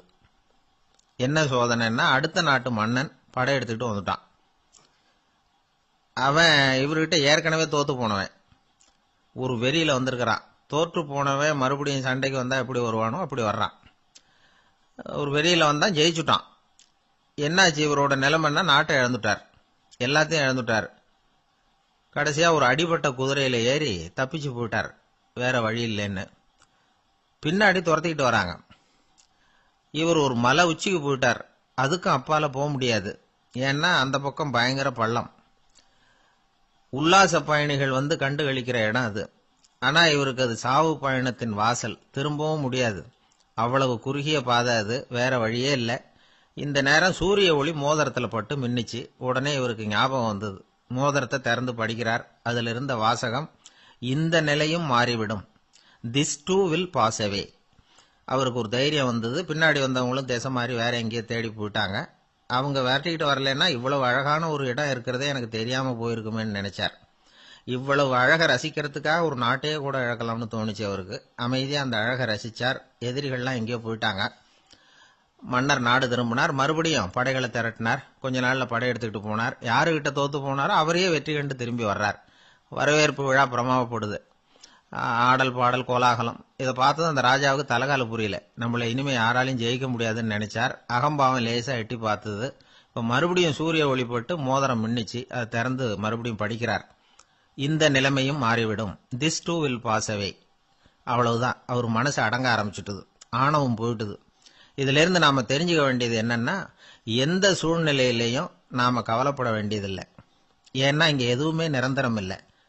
அந்த ராஜா மாதிரியே நம்ம ஆளு ஒருத்தன் ஒரு மோதிரம் போட்டிருந்தான். அதுக்குள்ள அவன் எழுதி வச்சிருந்த வாசகம் எதுக்கும் கவலைப்படாதே அப்படிங்கிறது தான். ஒரு நாள் பயங்கரமான கவலையோடு உட்காந்துருந்தான். பக்கத்தில் இருந்தவங்க சொன்னாங்க, இது மாதிரி சந்தர்ப்பத்தில் தான் நீ உன் மோதிரத்தை திறந்து பார்க்கணும்னாங்க. இவனுக்கு கவலையோட எரிச்சலும் சேர்ந்துக்கிட்டது. அது எப்படி முடியும்? இப்போ திருட்டு போனது என்னோட அந்த மோதிரம் தானே அப்படின்னு சொல்லிவிட்டு தலையில கை வச்சுட்டு உட்காந்துட்டான். இப்படிலாம் சொல்றது உண்டு. இருந்தாலும் நாம எந்த சூழ்நிலையிலையும் கவலைப்பட வேண்டியதில்லை அப்படிங்கிற உண்மையை புரிஞ்சுக்கணும். அப்படி கவலைய வெல்றதுக்கான வழி தெரிஞ்சுட்டதுன்னா வாழ்க்கையில வெற்றி நிச்சயம். ஆளை கண்டா ஏன் இப்படி முகத்தை திருப்பிக்கிட்டு வர்றீங்க அப்படின்னு கேட்டார் ஒருத்தர் நண்பர்கிட்ட. எலெக்ஷன்ல அவன் எதிர்த்து நின்னவன் சார், என்ன அவன்கிட்ட நமக்கு என்ன பேச்சுவார்த்தை அப்படின்னாராம் ரொம்ப கோபமா இவர். சரி, அந்த ஆள் யாருன்னு கேட்டேன். என் கூட பிறந்த தம்பி தான் சார் அப்படின்னார் அந்த கோபம் குறையாமல். அதாவது நம்ம ஊர் நிலவரம் இப்படி. அதாவது அண்ணனும் தம்பியும் எதிர்த்து நிப்பாங்க தேர்தல்ல. ஒருத்தர் கண்டா பேசிக்கிறது இல்ல. ஆனா இங்கிலாந்துல எப்படி தெரியுமா? அங்க ஒரே மேடையில போட்டி போடுற 2 வேட்பாளர்களும் பேசுவாங்களாம், பட்டிமன்றம் மாதிரி. ஒருத்தர் முதல்ல எழுந்திருப்பார், நான் இந்த தேர்தலில் வெற்றி பெற்றால் என்னென்ன செய்வேன் அப்படின்னு சொல்லிவிட்டு உட்காருவார். அதுக்கப்புறம் அடுத்தவர் எழுந்திருப்பார். அவரு சொல்லுவார், நான் வெற்றி பெற்றா இந்த மக்களுக்கு என்னென்ன செய்வேன், இந்த நாட்டுக்கு என்னென்ன செய்வேன் அப்படிங்கறத சொல்லிவிட்டு உட்காருவார். 2 பேரும் ஒரே மேடையில பேசுவாங்க. மக்கள் 2 பேர் பேச்சையும் கேட்டுக்கிட்டு ஒரு முடிவுக்கு வருவாங்க. இதுதான் அங்க உள்ள பழக்கம். இங்க அப்படி இல்ல. இங்க ஒருத்தர் பார்த்தாவே முகத்தை திருப்பிக்கிறது. ஒரு தடவை இது மாதிரி ஒரு கூட்டம் நடந்துகிட்டு இருக்கு அங்க வெளிநாட்டுல தான். நேரத்துக்கு சரியா ஒரு வேட்பாளர் சேரல. இது இங்கிலாந்துல நடந்த நிகழ்ச்சி. அப்புறம் என்னாச்சுன்னா, ஒருத்தர் வந்துட்டாரு, இன்னொருத்தர் சேரல. அப்புறம் உடனே அந்த ஒருத்தர் வந்தவர் பேச ஆரம்பிச்சுட்டார். அதாவது அந்த இன்னொருத்தர் சார்பாவே பேசிட்டாராம். அதாவது அவர் வரல, நான் அவரு சார்பா நான் பேசிடுறேன். அதாவது அவர் ஜெயிச்சுட்டா அவர் என்னென்ன செய்வார் இந்த நாட்டுக்கு அப்படின்னு சொல்லி அவர் பக்கத்துல உள்ள நியாயத்தை எடுத்து இவரே சொல்லிட்டாராம். இப்படிலாம் அங்க நடந்துதான். இது எப்பேற்பட்ட தேர்தல் பண்பாடு பாருங்க. அதனால இன்னொரு விஷயம், இப்ப இங்கிலாந்துல எல்லாம் ஓட்டு கேட்கறப்ப வெற்றியா தோல்வியாங்கிறத ஓரளவுக்கு யூகிச்சுடலாமா. இப்போ ஒரு வேட்பாளர் ஒரு வீட்டுக்கு முன்னாடி போய் நின்று எனக்கு ஓட்டு போடுங்கன்னு கேட்கறாருன்னு வச்சுங்களேன். அதுக்கு என்ன பார்த்து செய்யறோம், போயிட்டு வாங்க அப்படின்னு சில வீடுகள்ல வாசல்ல நின்னே சொல்லி அனுப்பிச்சிருவாங்களாம். வேற சில வீடுகள்ல எப்படின்னா வேட்பாளரை வீட்டுக்குள்ள கூப்பிட்டு காபி சாப்பிட சொல்லி உபசரிச்சு அதுக்கப்புறம் அனுப்பி வைக்கிறது வழக்கமா. இதுல எந்த வீட்டு ஓட்டு நிச்சயம் தெரியுமா? வாசல்ல நின்னே வழி அனுப்பி வச்சுடுறாங்க பாருங்க, அவங்க ஓட்டு நிச்சயம். உள்ள கூப்பிட்டு காப்பி கொடுத்து அனுப்புறாங்க பாருங்க, அவங்க ஓட்டு நிச்சயம் இல்லையா.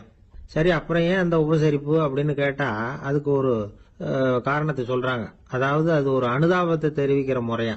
ஐயோ பாவம், நாம இவருக்கு ஓட்டு தான் போட போறதில்ல, இதையாவது செய்வோம், காப்பியாவது சாப்பிட்டு போட்டோம் அப்படிங்கிற எண்ணமா. இப்படி அந்த ஒரு பழக்கம்.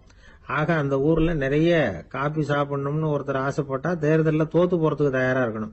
ஒரு சமயம் ஒரு ஊர்ல தேர்தல் நடந்துதான். ஒரு தொகுதியில நின்று தோத்து போன ஒருத்தர் கையில ஒரு துப்பாக்கியோட ஊருக்குள்ள சுத்திக்கிட்டு இருந்தாராம். ஒரு போலீஸ்காரர் அவரை பார்த்துட்டு சந்தேகப்பட்டிருக்கார். அதனால அவரை தடுத்து நிறுத்தி, என்ன இது துப்பாக்கியோட சுத்துறீங்களேன்னு விசாரிச்சிருக்கார். இதுக்கு அவர் சொன்னாராம், சார், இந்த தொகுதியில மொத்தம் 1,00,000 வாக்காளர்கள், அதுல எனக்கு 10,000 பேர் மட்டும்தான் எனக்கு ஓட்டு போட்டிருக்கிறாங்க. அப்படின்னா எனக்கு வேண்டாதவங்க இந்த தொகுதியில 90,000 பேர் இருக்கிறாங்கன்னு அர்த்தம். இப்படி ஒரு சூழ்நிலையில நான் என்னுடைய பாதுகாப்புக்கு ஆயுதம் இல்லாம நடமாடலாமா அப்படின்னு கேட்டாராம். எவ்வளவு எச்சரிக்கை பாருங்க. நம்ம ஊர்ல சில பேர் ஓட்டு கேட்கிற விதமே தனி. ஒருத்தர் ரொம்ப சாமர்த்தியமா ஓட்டு கேட்பாராம். அவர் எப்படின்னா, ஒரு வீட்டுக்கு போறாருன்னு வச்சுங்களேன், அந்த நேரம் அந்த வீட்டுக்காரரு என்ன செஞ்சுட்டு இருக்கிறாரோ அதே வேலையை இவரும் கொஞ்ச நேரம் செய்வாராம், அவருக்கு ஒத்தாசையா. அதுக்கப்புறம் மெதுவா பேச்சு கொடுப்பார், ஓட்டு கேட்பார், இது மாதிரி எலெக்ஷன்ல நிக்கிறேன் கவனிக்கணும்னு. அது மாதிரி ஒரு தடவை அவர் போனப்ப அங்க அவர் என்ன பண்ணிட்டு இருக்காரு,